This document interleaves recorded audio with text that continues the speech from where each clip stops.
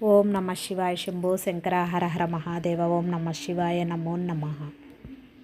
శివరాత్రి విశిష్టత. ఏ పండుగకైనా ఉన్న ఏకైక ఉద్దేశము ఈ మొత్తంలోని లోకాన్ని సృష్టించి పరిపాలించే ఆ దేవుడిని స్మరించి తెచ్చుకోవడం శివరాత్రి రోజు. ఒకప్పటి మునులు భక్తులు లేదా ఇప్పటి సాధువులు ఎప్పుడూ దైవనామస్కరణలోనే ఉంటూ ఉంటారు. కానీ ఈ గృహాశ్రమంలోని వారిది వేరే పరిస్థితి. ఆశలు, కోరికలు, కర్మలతో పాటు జీవితమంతా నిండిపోయి ఉంటుంది. సాధువులు చూడండి, ఎక్కువగా అసలు ఇబ్బందులు పడుతూ ఉంటారు. కానీ ఇబ్బంది పడినట్టు ఉండదు. ఎందుకు అంటే దైవనామస్కరణ నిండిపోయి ఉంటారు కాబట్టి. దేవుడు భక్తి జ్ఞానం అనే విషయాలను ఎప్పుడూ దూరంలోనే ఉంటాడు. కాబట్టి కనీసం ఇలా పండుగ నెలంతా ఈ జనాల దృష్టిని దేవుడి వైపు మరలించటం కోసం ఇలా వివిధ రకాల పండుగలను కల్పించి జరుపుకుంటూ ఉంటాము.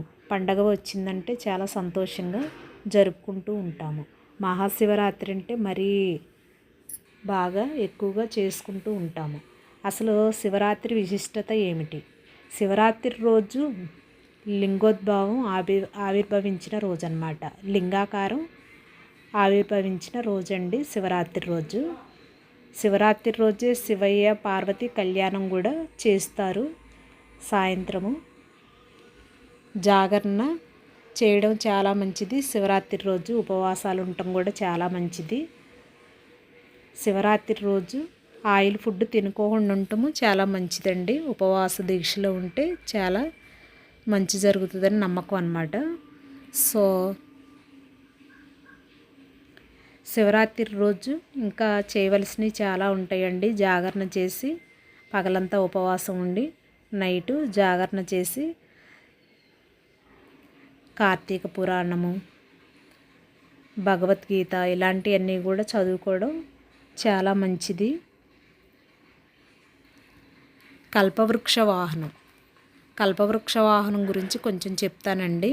కల్పవృక్ష వాహనము అంటే కోరిక ఫలించే వాహనాన్ని కల్పవృక్ష వాహనము అని అంటారు. మన కోరికలు తీర్చే మహిమాన్విత దివ్య వృక్షం అన్నమాట కల్పవృక్షము. ఇది శివాలయాలలో, విష్ణు ఆలయాల్లో కనిపిస్తూ ఉంటుంది.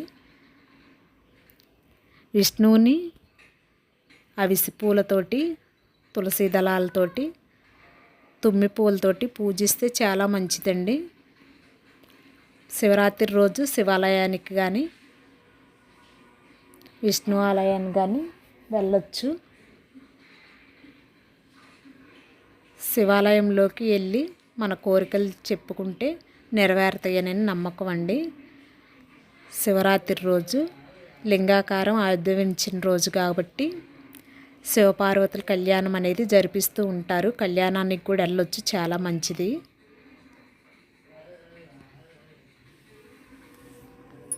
శివరాత్రి రోజు పిండ ప్రదానాలు కూడా చేయడం చాలా మంచిదండి.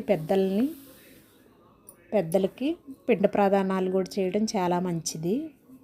ఓం నమ శివాయ.